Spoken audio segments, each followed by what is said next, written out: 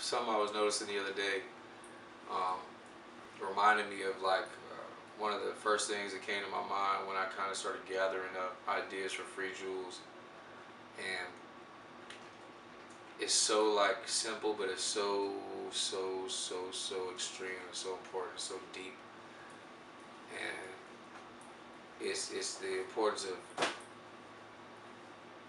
understanding what dictates the predecessor to what dictates that is now, or understanding which came first, the chicken or the egg, but being able to understand the importance of the egg or the chicken. Um, I'm a firm believer that physics is equivalent to life, and that life is physics, and that is the basis of my philosophy. I like to fancy my philosophy as the anti-philosophy because it's so genuine and from such a unbiased standpoint, from such a understanding view that to me, I'm unwilling to part with it. I'm a firm, strong believer in the importance of debate and the presentation of others' opinions, the importance of being able to,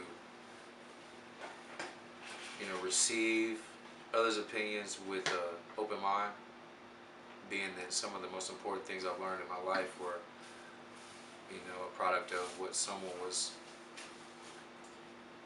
almost forcing on me in some instances in the form of opinion or their personal truth or their personal beliefs or their perspective. The one thing that's enabled me to look at things so uniquely, I think, um, and I credit my success to this ability is I understand and I believe wholeheartedly that physics is life and life is physics, and with that comes along the understanding of the laws of physics. Um, what physics truly is, what makes up physics. Science and mathematics are the root of physics. Physics is a school of thought at play. Um, Mathematics is one of the few things in life you cannot argue with unless you're a complete imbecile and just want to waste your time or want to be committed somewhere and getting Thorazine shots in your ass. Being unconscious long enough to have some freaky shit go down. Yeah. Physics, as I said, is mathematics and science. The manifestation of those things, but they're not disputable, and they come along with laws that are ever present and ever true. You know, and that to me brings about the thought of synonyms. Few of the laws, or a couple of the laws of physics, is every action has an equal and opposite reaction, or you know that which is in motion will remain in motion until it meets equal and opposite force. These are the things that drive life, down to electricity and the way we utilize it, down to patterns, down to the music we listen to. Mathematics and science is ever present in everyday life, in every event, in every affair, in every form of communication, in every action, in every next second. These things are at play, and we are stuck in this system in which we cannot control with respect to mathematics and science. You can't change these things or alter these things or argue with them.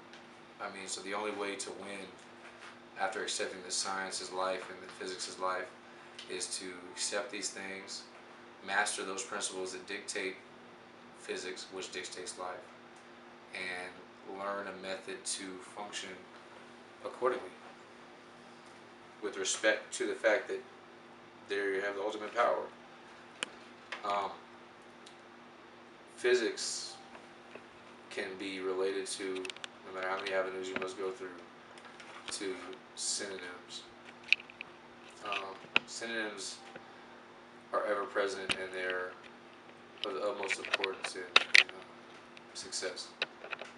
To understand that a synonym is something that shares a meaning, but is able to be applied other contexts, you know, is so important. You know, up, down, right, wrong, left, right, good, bad, asset, liability, true, false. These are simplifications and summaries of the dichotomies of life, the facts of life. That if you really look at those things in a literal sense, there's one or the other. One is a positive, one is a negative. One has positive connotations, one has negative connotations. Those that are of a positive nature are the ones that those must gravitate towards to succeed, and those that are of a negative nature are those things that one would gravitate towards if they were choosing more or less to lose. I understand the importance of grasping the both, being able to understand the both, but choosing one versus the other. But when it comes to synonyms, you got something that's a power, the ability to recognize those things, off bat, very quickly. That ability is going to dictate the amount of time you're going to waste in your life. Truth, fact, principle, reality, those things are synonymous. Just as fake, fraud, fiction, bullshit, fuckery, just as they're similar. When a person chooses to operate solely and strictly off of principle, fact, truth, and reality, they choose to alleviate themselves of a lot of unnecessary words, time loss, bitterness, frustration, because you are choosing to operate on the things that matter and only those things. Anything between those things, anything that is not fact, truth, principle, and reality is fictitious, and you are just bathing yourself in it when you don't choose to operate off of those most important factors. You're choosing to allow time loss, you're choosing to allow people to manipulate your time, waste your time. You're choosing to devalue your time and your assets and everything that is you when you choose to enter into an equation when you are presenting yourself as anything other than real. Real is not a chain, a big booty bitch, an entourage, a metaphor. Real is one that chooses to operate solely, factually off of facts, principles, truth, and reality.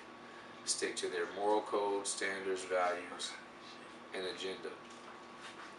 The ability to do that is not given. It's something that is learned, and it's something you'll have to learn over time. Some will never learn it. They'll forever be false. They'll forever be lost.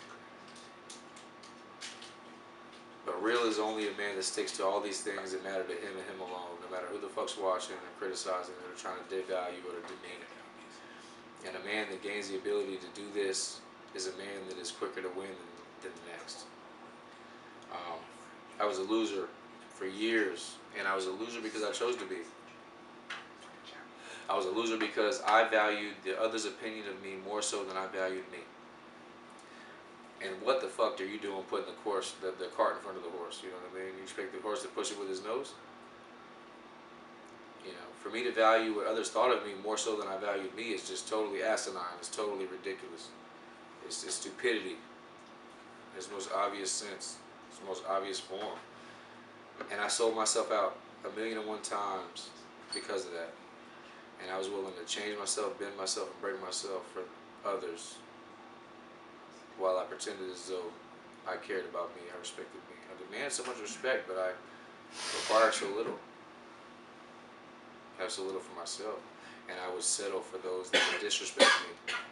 Would trick myself into thinking that it wasn't disrespect just to make it taste better, feel better, feel a little bit less obtrusive. And I was losing. I would always lose, and I would wonder why. I'd complain about it. I'd cry about it to those who would listen. I'd waste their time crying about it because I invited it upon myself, and I value it myself. And I feel like I am worth, at a minimum, the same amount of effort and energy that I'll put into the next nigga and his value of me. And I can't say how many times I just did the exact opposite. And how shitty it feels to look back on that. And that gross feeling you get when you realize how much of a loser you chose to be is that feeling that should resonate with you enough to change the way you do